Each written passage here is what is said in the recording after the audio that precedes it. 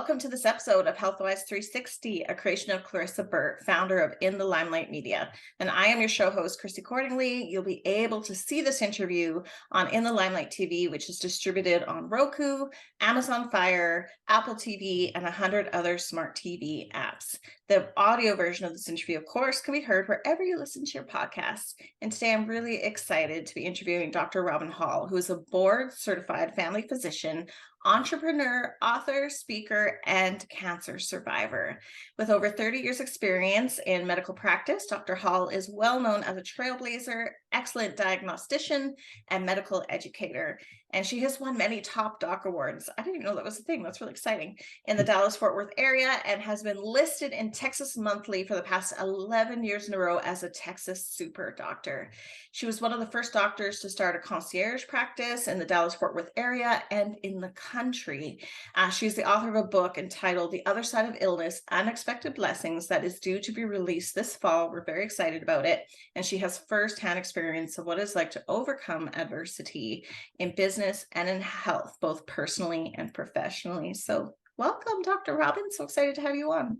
Thank you. I'm very happy to be here. Yeah, so tell us a little bit about your book. Now, I know it's coming out in the fall, but I think it's a really important story. So tell us a little bit about the book itself and what it contains. So as you said, the book is called The Other Side of Illness, Unexpected Blessings.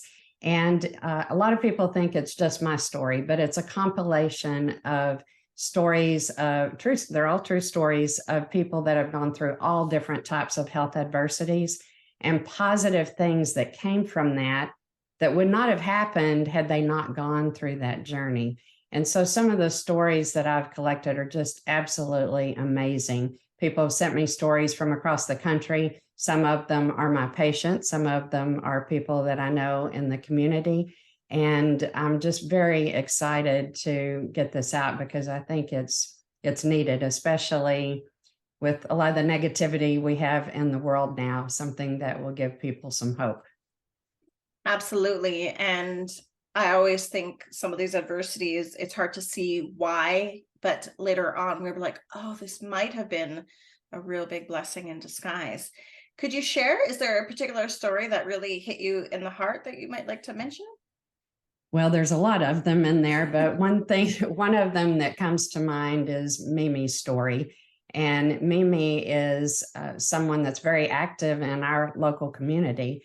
And when she was 50, she told me that she got out of the shower, she saw a red spot on her breast, and it alarmed her. And she thought, oh, it was probably just a hot shower. So she gets back into the shower, takes a cold shower, and it's still there. She's married to a physician, and he was out of town. She called him and told him, hey, I'm worried I may have cancer. And he just, reassured her. He says, probably just a hormonal change, and you're 50 years old, don't worry about it. Well, she, like most women, are going to worry about it. And so that night she happened to be going to a party where a plastic surgeon was in attendance, and she knows he and his wife very well. And she said it was very awkward, but I went up to his wife, told her what I found that day, and said, would you mind if your husband goes and checks me? So they went into the laundry room and he checks her. And unfortunately, he let out a little noise of concern, like, oof. And that frightened her a little bit. He apologized later about that, but he said, you really do need to get this checked out. And so she did have an evaluation. There's a lot more to the story, but it was cancer. And unfortunately, it was one of the worst kinds of cancers, triple negative cancer. So she had to go through a lot of treatment. But the positive of this story is that when she was at her very worst, she was in chemotherapy. Her husband was sitting by her side. She was totally bald. She hurt all over, just felt miserable. But she started crying. And of course, her husband thinks it's because of everything that's going through. But she said, I know what I need to do. I need to start a foundation. Oh. And so in that moment, she was thinking about all the blessings that she had because they had health insurance and he had a good job that was supporting them while she was out of her job because she had to take off several months from work. And she started thinking about people that work hourly and they may have health insurance, but how are they going to pay their rent and the other bills when they're out to have cancer treatment? So she started, within 6 months, she started this nonprofit called Me Squared Cancer Foundation. And I attended the first gala they had last year, and I attended this year. She's raised hundreds of thousands of dollars for people that need help in the Dallas-Fort Worth area. So I just think it's a great story when someone was at their worst. I'm afraid I would be having a little bit of a pity party, but she's done something wonderful. Me So too. that's one of the many, and they're just some amazing stories that I've collected. It's incredible to know what people are made of. And I always Yes, like to say that character isn't created by adversity, but I think it's revealed often by adversity. And obviously exactly. she had something inside her that needed to give birth, and what a blessing. That's amazing. So I Yes. think the next question might be a little obvious, but after hearing that story and knowing a little bit about your story, but what was the inspiration for collecting all these wonderful stories in the first place? Well, the inspiration came actually a very long time ago. I've always been type A, kind of overachiever. And many years ago, it was over 20 years ago, I was basically doing too much. And I hated when people told me that because that's just my personality. But I had a segment on a health segment on the news here in the Dallas-Fort Worth area. I was writing articles for newspapers and magazines. I was on boards, had a very busy family practice and a little girl that I was raising. And I happened to do something stupid. I had house shoes on and I slipped down our stairs and hurt my back. So I was on my back for 3 weeks. And, that made me stop and think, because most of the time we're going through life, we're so busy and we're never really looking, we're just doing all the time. And I thought at that time, maybe I had to get knocked down the stairs to see what's really important. That was the other side of illness. That was the blessing in disguise. And so I looked at, why am I doing all of these things? So I made a lot of life changes at that time and slowed down. And even though I did that, I still, I thought if I had that situation, other people may have stories like this. And that's where the book came from. But I still didn't really have time to write the book. I started it, but I put it aside. And I'm really glad that that happened, because now 32, I've been in practice over 32 years now. I have many stories from patients and now my own story. So I think the book is much richer than it would have been had I done it back then. Absolutely. Absolutely.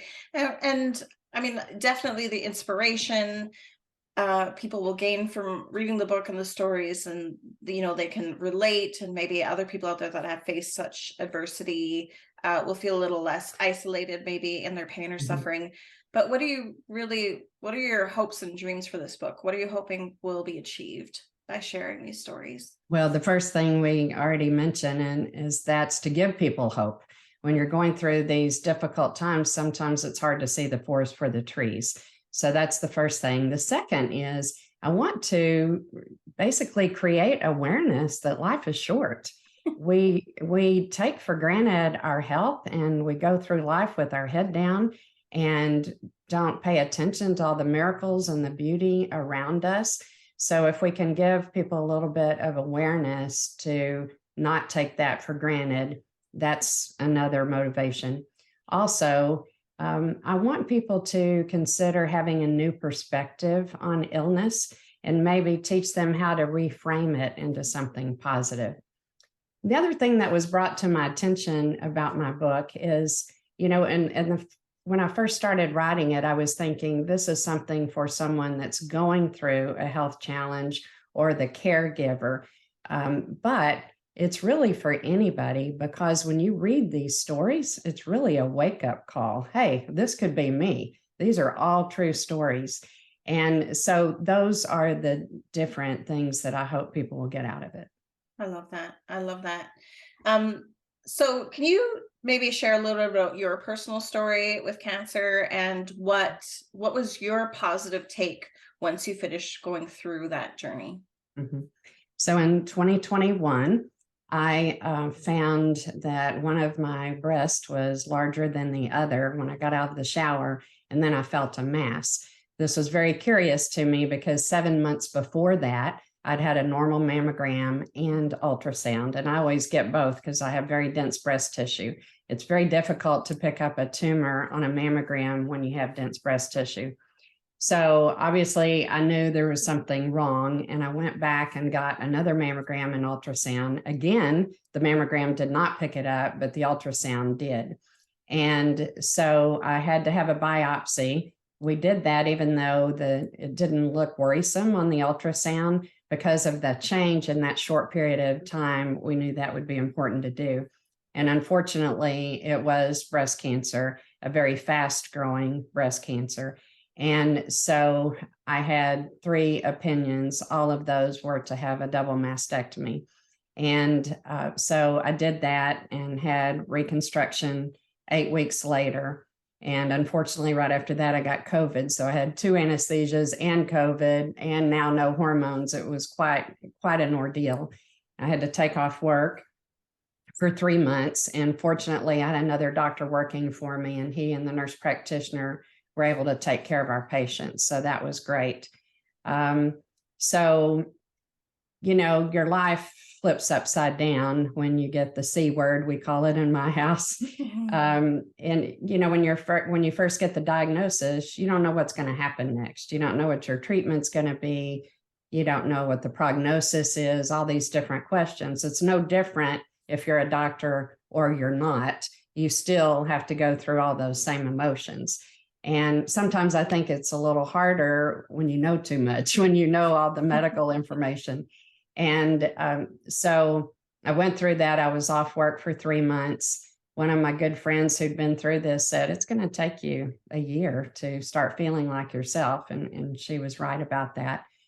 But what changed in this whole scenario is the cancer was actually a catalyst for me to decide to retire earlier than I had anticipated.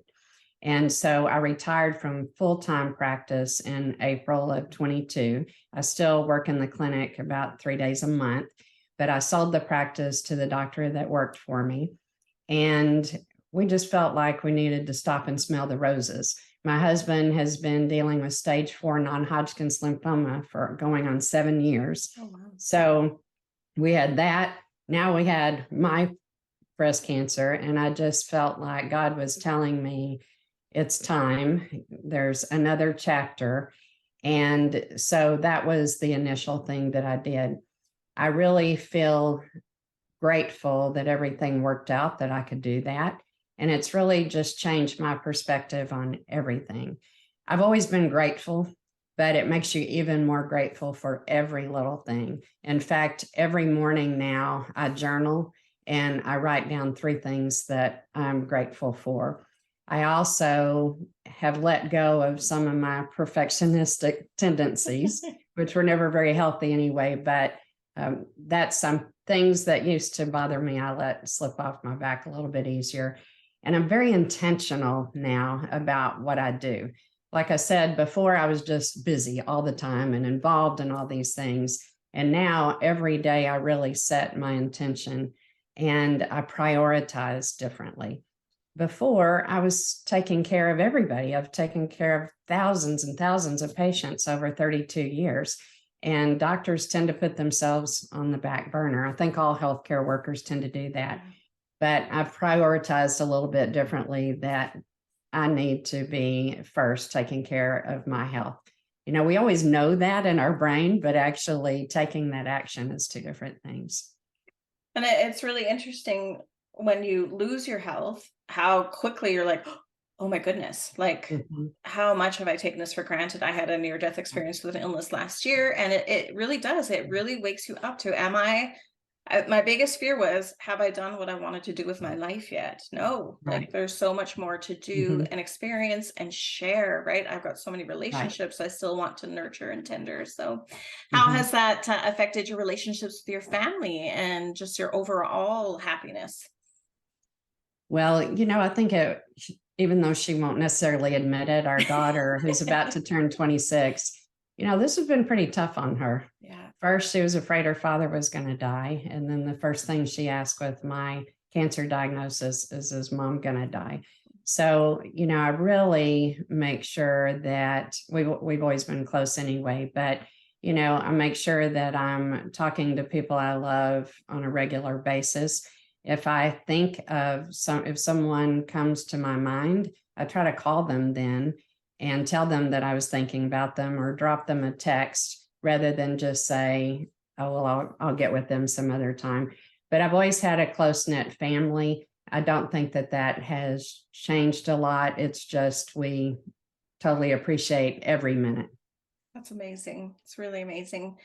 And so, talking about prioritizing your health and your self care, how has this changed the way you live your life? What has changed day to day? Well, I've always eaten healthy, but I didn't always get my exercise in because I worked very long hours, and I would Mhm. get home at 7:30, and you still have to feed your family and do household type things. And so I would tend to and I'm not a real morning person, so I wouldn't exercise in the morning. I'd tend to put exercise off till the nighttime. And then many times I was just too tired to get it done. I hate to admit that as a physician because I encourage people to exercise all the time. Well, now it's at the beginning of the day. I mentioned to you that I journal in the morning, I do Mhm. a devotional in the morning, and then I do my exercise. So I have signed up for several classes. I'm taking Zumba at least twice a week. I do Mm. yoga at least twice a week, and I walk.